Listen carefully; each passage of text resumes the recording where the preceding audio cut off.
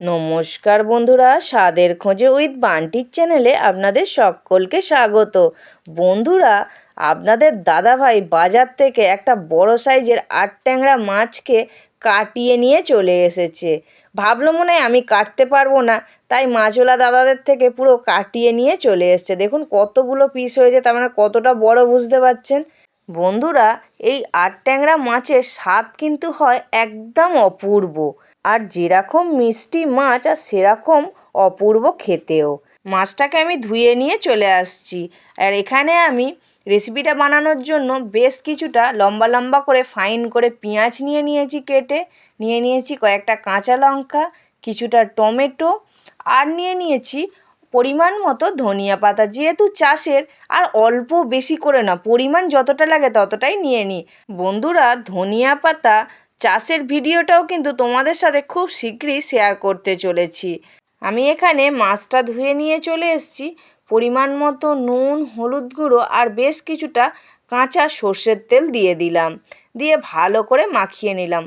ট্যাংরা মাছ যখনই ভাজেন না কেন বন্ধুরা, তখন কিন্তু কাঁচা অবস্থায় যখন নুন হলুদটা মাখাবেন তখন কিন্তু একটুখানি করে সর্ষের তেল দিয়ে দেবেন। তাতে অতটা ফাটে না, ফাটে কিন্তু এতটা ফাটবে না। সর্ষের তেলটা দেওয়ার ফলে অতটা ফাটে না, অল্প ফাটবে। এবার এখানে আমি একটা কড়াই বসিয়ে দিয়েছি, দিয়ে দিলাম পরিমাণ মতো সর্ষের তেল। তেলটা গরম হতে কড়ার চারিপাশে একটু লাগিয়ে দিলাম খুন্তি দিয়ে। এবার এক এক করে মাছগুলোকে দিয়ে দেব। মাছগুলো ততক্ষণ ভাজা হতে থাকুক। যেসব নতুন বন্ধুরা ইউটিউব থেকে স্বাদের খোঁজে উইথ বান্টির চ্যানেলের রেসিপিগুলো দেখছেন বন্ধুরা, যদি ভালো লেগে থাকে অবশ্যই একটা লাইক করে চ্যানেলটিকে সাবস্ক্রাইব করে দেবেন। আবারও ফিরে আসছি রান্নার পর্বে। বন্ধুরা, আমার এখানে কিন্তু মাছগুলো এক পিঠ খুব সুন্দর করে ভাজা হয়ে গেছে। আমি আর এক পিঠ করে ভাজার জন্য উল্টে দিলাম। মাছগুলোকে কিন্তু খুব সুন্দর করে একটু লাল লাল করে ভেজে নিতে হবে। বন্ধুরা, আমি এখানে বাটিটা চাপা দিয়েছিলাম, যেটুখানি পরিমাণেও ছেটকাচ্ছে হাতে যাতে না পড়ে, যার জন্য আমি বাটিটা চাপা দিয়ে দিচ্ছি। আপনারা আপনাদের কড়া অনুযায়ী চাপা দিয়ে দেবেন। কেন, এখানে হাতে ছেটকালে তো আমাদেরই হাত পুড়বে না। আমরা রান্না করছি, এইভাবে তো করলে চলবে না, যার জন্য আমাদের শেপ তো আমাদেরই নিতে হবে। তাই না বন্ধুরা, আপনারা কি বলেন? আমার মাছগুলো সব সুন্দর করে লাল লাল করে ভেজে তুলে নিয়েছি। এবার মাছ ভাজার যে তেলটা ছিল তাতে পেঁয়াজগুলোকে দিয়ে দিলাম। পেঁয়াজগুলো হালকা লালচে বাদামি করে যখন ভাজা হয়ে যাবে, আমি কেটে রাখা টমেটোগুলো দিয়ে দিলাম। দিয়ে পেঁয়াজ আর টমেটোটা আবারও সুন্দর করে বেশ কিছুক্ষণ ভেজে নেব। দেখুন বন্ধুরা, আমি এইভাবে সুন্দর করে ভেজে নিচ্ছি যাতে টমেটোটা একটু নরম হয়ে যায়।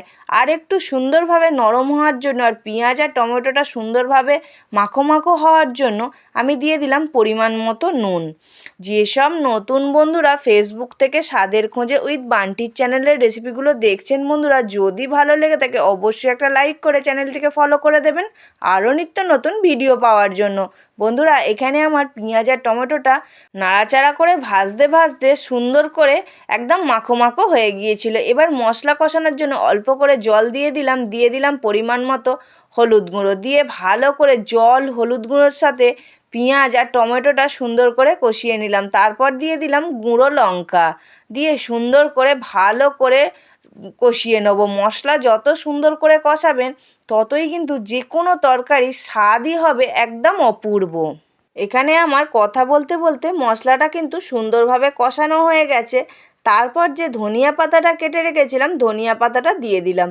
ধনিয়া পাতা দিয়ে কিন্তু বন্ধুরা বেশ কিছুক্ষণ কষিয়ে নেব। ওই জন্য আগে থাকতে কিন্তু আমি ধনিয়া পাতাটা দিইনি। একদম শুরু থেকে যদি ধনিয়া পাতা দিয়ে কষান তাহলে কিন্তু ধনিয়া পাতার যে একটা সুগন্ধ, সেই সুগন্ধটা থাকবে না, সুগন্ধটা চলে যায় কষাতে কষাতে। ওই জন্য আমি একদম কষানো হয়ে গেলে ধনিয়া পাতাটা দিয়ে একটুখানি কষিয়ে নিয়ে জল দিয়ে দিই। আবার ওপর থেকে দিয়ে দিই বেশ কিছুটা কেটে রাখা কাঁচা ধনিয়া পাতা, আর দিয়ে দিলাম যে কাঁচা লঙ্কাগুলো অল্প অল্প করে চিড়ে রেখেছিলাম, সেই কাঁচা লঙ্কাটা দিয়ে বেশ কিছুক্ষণ ফুটতে দেব। ঝালটা যখন দেখবেন সুন্দরভাবে একটু মাখো মাখো মতো হয়ে গেছে, যে মাছগুলোকে আমি ভেজে রেখেছিলাম সুন্দর করে লাল লাল করে, সেই মাছগুলোকে আমি দিয়ে দেব। দিয়ে ঝালের সাথে ভালো করে একটু মিশিয়ে নেব, নিয়ে আবারও বেশ কিছুক্ষণ ফুটতে দিতে হবে। মাছটা যতটা সুন্দরভাবে একটু ফুটে যাবে ঝালের সাথে, ঝালের স্বাদ হবে একদম অপূর্ব। বন্ধুরা, আমার এখানে তৈরি হয়ে গেল কষা কষা করে ধনিয়া পাতা টমেটো দিয়ে আট ট্যাংরা মাছের ঝাল। বন্ধুরা, গরম গরম ভাতের সাথে পরিবেশন করুন, একদম ঠিক সেই স্বাদ বন্ধুরা, অপূর্ব। আজকে কষা কষা করে আর ট্যাংরা মাছের ঝালের রেসিপিটা কেমন লাগলো বন্ধুরা, অবশ্যই একটা কমেন্ট করে জানাবেন। আজ রইলো এই পর্যন্তই, আবারও দেখা হবে অন্য স্বাদের অন্য রকম রেসিপি নিয়ে।